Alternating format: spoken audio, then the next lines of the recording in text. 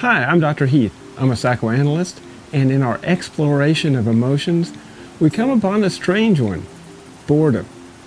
Boredom's a funky one. It's sort of like the anti-emotion. It's kind of like disgust, an early warning signal that something's the matter. And it's such an important emotion that a guy named Peter Toohey wrote this interesting book, Boredom, A Lively History. And it's not boring at all. Unlike the book I would write, where there's just nothing on the pages, Peter Toohey takes us on an interesting journey through this emotion. Boredom is a funny emotion. It's kind of like disgust. Disgust tells us what not to eat. Disgust. And in the same way, boredom tells us about things that can do no psychologic good. It tells us about social toxins. So what's so toxic? See, when we're bored, there's something missing. And in particular, the other person is missing, sometimes just emotionally. Some languages use the same word for boredom and loneliness.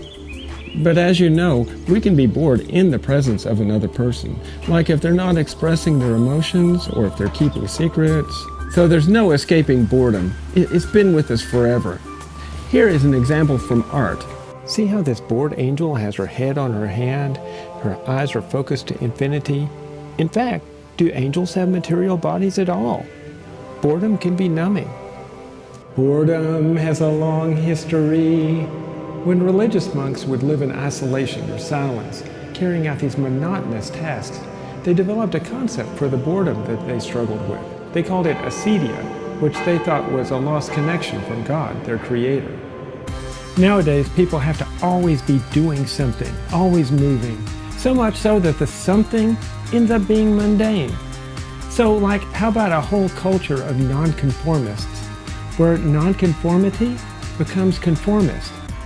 For example, how about tattoos? Tattoos used to be really radical, but nowadays so many people have tattoos that they're not so radical anymore.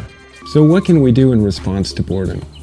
Our predecessors used things like ceremony and ritual to remind them of the depth of the meaning and experience, and that there's something greater we can connect with.